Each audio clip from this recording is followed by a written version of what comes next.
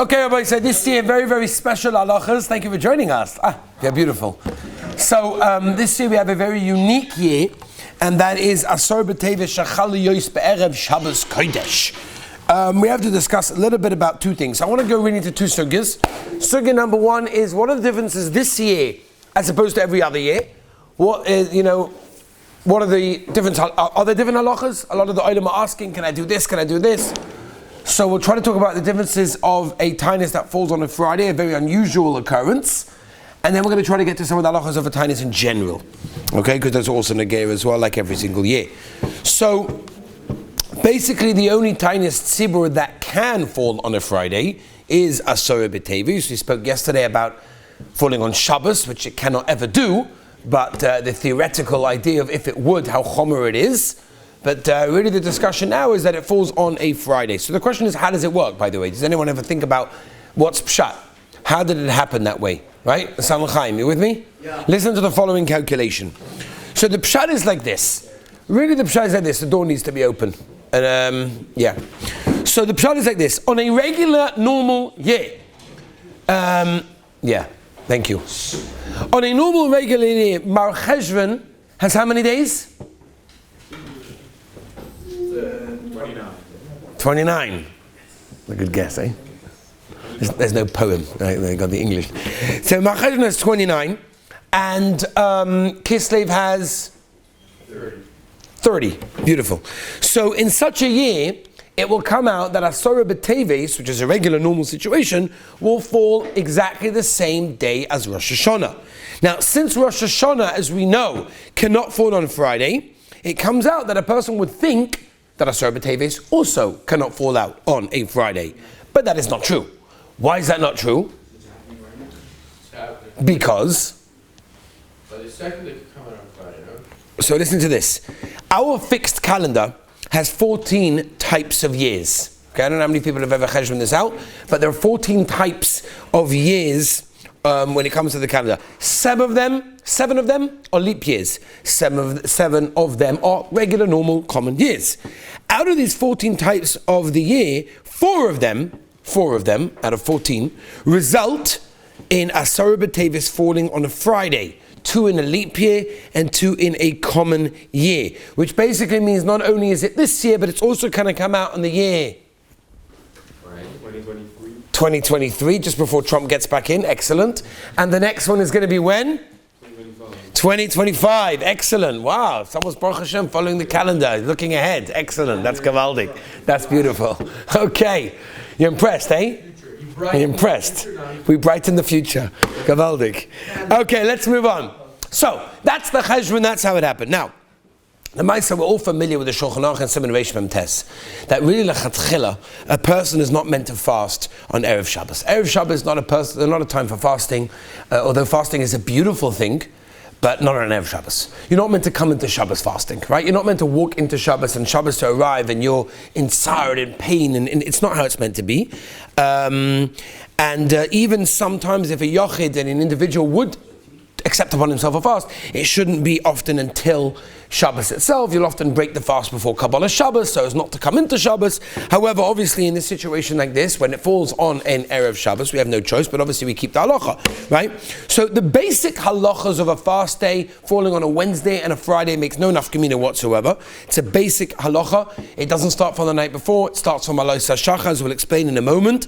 The tefillas are all the regular tefillas, whether the slichas, Avinu Malkeinu, Kriyas HaTorah in Shachris at least. Obviously on Erev Shabbos we're not going to be saying Avinu Malkeinu because it's Erev Shabbos by Mincha, but Kriyas HaTorah obviously yes, which we will be doing Kriyas HaTorah right before Shabbos by Mincha. So we have to start Mincha on time to make sure we get Vayachal. Prepare that one, okay? Because Erev Shabbos we will be laning, but we will not be saying Avinu Malkeinu and obviously not Tachlin like a regular Erev Shabbos. The Hachonas for Shabbos. So the Hachonos of Shabbos, we're going to talk about in a moment, various halachas that are also on a regular fast, and we'll talk about is there a difference to an Erev Shabbos. One of the shalis that the Olim seem to be very, very makpid is Tayameh. right? When it comes to tasting food. So the Shulchan Aruch in Tov Kuf Samach Zayin brings down the halacha lemaisa that it's mutter on any fast, not only a fast that falls on Erev Shabbos, but any tainus, you're actually allowed to taste the food to make sure that it tastes okay so long as you don't swallow it. Because once you swallow it, then obviously you're eating. So you're tasting it. The point is to make sure that there's enough salt in there for Shabbos Kodesh. And therefore, if you cook on Thursday, obviously you have no problem for that, right? But if you cook on Friday, then you have that issue. The Maisa, the poskim say, halacha lemaisa, that a person really shouldn't do this unless it's mamash tzorich mitzvah. I guess that would be an Erev Shabbos situation. But if it's not for a tzorich mitzvah, the poskim say a person should not be soimach on that and should not taste the food. But again, if it's for the tzorich mitzvah, like for example, tasting the cholent to make sure there's enough salt over there, and you're going to spit it out afterwards, then that is absolutely mutter. There is no problem with that whatsoever. Now, moving on to a couple of halachos, the end of the fast. When does it end? It obviously ends by Nacht. It ends by Tzeis HaKochavim, which means when Shabbos is already entered, right? If that's the case, so what a lot of shuls do is they daven Ma'ariv a few minutes before this man. Normally they would daven after Nacht, but here they daven a few minutes before, not too much earlier, because then you have a problem of Tarot to the Gemara and Brachas Machlokes Rabbi Yehuda and the Chachamim about doing, Mincha and Ma'ariv in the same time span, and then you have problems with that. But what you do is daven a little bit earlier, which is what you do sometimes on a regular tiny. So daven Ma'ariv sometimes a little bit earlier than this man. Let's say 15 minutes after Shkia, 20 minutes after Shkia, where normally you do 25 to half an hour because people are waiting, whatever it is. By the way, if you make early Shabbos, which a lot of the Olim were suggesting, it won't help you, because early Shabbos is beautiful als the Tosefes Shabbos. It's gavaldik. You've been moisef on Shabbos, but at the end of the day, it's not Laila. Horaya, if by Sfir So'omer, we all remember the Shaila, if a person does early Shabbos, which is by the way very, very common from Pesach to Shavuos, because it's very, very late sometimes, I guess maybe not in America, but in England for sure, so you make early Shabbos. Early Shabbos is beautiful, you've been Makabel Shabbos, but Lamaisa it's not Laila. Horaya, you can't do Sfir So'omer yet, because it's not night. And therefore, even if you do Makabel Shabbos early, it won't help you to break the fast, because the fast is out on Tzeis, and therefore you can't make Kiddush anyway, and if you do it earlier, make sure you say Kriya Shema again. Kriya Shema is a Doraisa, and if you do Ma'ariv too early, you haven't said Kriya Shema at the time, and therefore you've got to say it again and repeat it. Now, Shalom Aleichem and Eishes Chayil, obviously normally we say these things before Kiddush, but I myself this year, I told my kids, don't worry, my daughter was getting nervous, like, well, how's it going to work? We're going to have an extended Eishes Chayil this week, like Badafka. I said, no, don't worry, we're actually going to do it during the meal. We're going to make Kiddush, we're going to start with Kiddush. I'm not saying you have to do this, but you can. Famous Meister, Bishar Salanta, right? One time did this because he realized that the person who's serving the meal didn't want to, is an almana until she goes home to, help her kids, whatever it is, so she has to stay by the meal. So he said, let's rush these things, even though people like to have a long Suda, which is a beautiful thing, but not on somebody else's expense. And therefore it's very, very nice to sing Eishes Chayil and Shalom Aleichem. You want to bring in the Malachim, that's beautiful, that's wonderful, Gavaldiga, Milas, but then we're all familiar with the Orach HaKodesh and Parchash B'Chokoisai, when he brings over there 42 Pshatim, the Parish number 5, he says, before you start going on with Midas Chasidus, make sure you keep Be'eka Hadin. But anyway, Al Kaponim, the Yisod over here is that's what a lot of people do this year, is they will sing the Eishes Chayil and Shalom Aleichem in the meal in order not to, make your wife, guests, or in this case, wonderful Bachrim, wait for anyone to break the fast any longer than they absolutely have to, because obviously you've got to wait till Kiddush. You can't eat anything or drink anything before Kiddush. So, moving on, that's the halacha of this year, right, which is a little bit unique. So remember these halachas for a few years' time, but I want to move on just for a few minutes to discuss a very, very important halacha about fasting in general, which we discuss every year, and that is as follows. The fast begins by Alois HaShachar, which is here in Yerushalayim, it's around 5:20, Berach. That's when it begins, which means if you're up, you're up. But if you are sleeping and you wake up at 3 o'clock in the morning, right? You went to sleep because you want to wake up for Shachar 8:45, Be'ezras Hashem, and you woke up at 3 in the morning. You think, oh, this is great, 3 o'clock in the morning. I'm going to go downstairs and make myself, a baguette or a bagel, whatever it is. You have a problem. You're not allowed. Why? Because once you go to sleep and you didn't intend on waking up, you didn't set an alarm or anything like that, so you've automatically been makabel your fast, which means tonight, what you need to do is the following. The Shulchan Aruch, the Ramah Paskin, that you go to sleep and you say, I'm not being makabel the fast until it begins, which means if you do wake up and you want to eat something, you're allowed. There's not a problem. Drinking is the exception, the Ramah says, that if you go to sleep and wake up at 4 o'clock in the morning, you're like, ooh, the fast is beginning in an hour, let me cup a couple of glasses of water,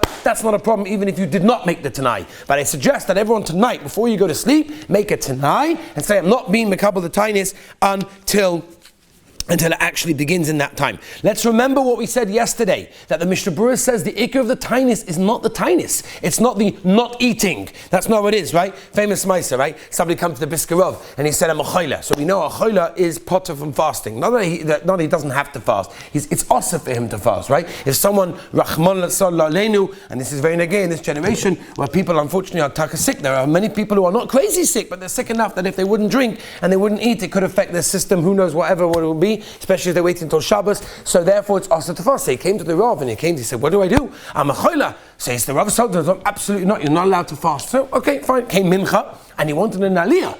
Right? He wanted to get aliyah. Now din is you only give an aliyah to somebody that's fasting. So he wanted to get called up. So he said, could you call me up? And they said, no, you're a choila, right? You're not fasting. He said, no, it's okay, I'm fasting, I didn't eat yet. So the Biskrov told him, that's not called fasting. That's not called the fact that you didn't eat doesn't mean you actually fasted.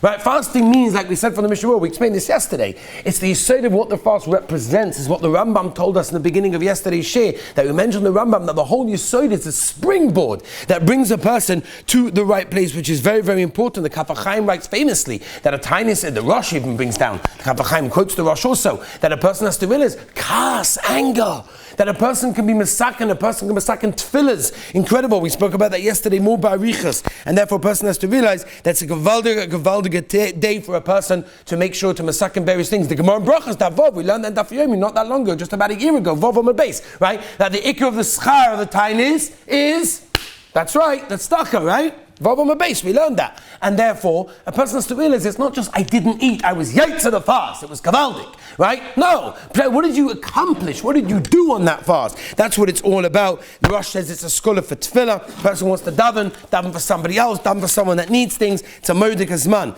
As we mentioned, a person is automatically makabel, except for when it comes to drinking. Now, when it comes to some of the halachas that the olam are asking, number one, touching food. So the Pri Megadim already writes in Mishpah Zazov to Simon Tov Reish Yud Beis Sikot and Ches. The Pri Megadim says over there that really a person should not touch food on a fast day. Shaloi letzorech. Now obviously this year there's a tzorech, right? Because they have to heat up the food, they have to prepare for Shabbos Kodesh, and therefore there's no problem with that whatsoever.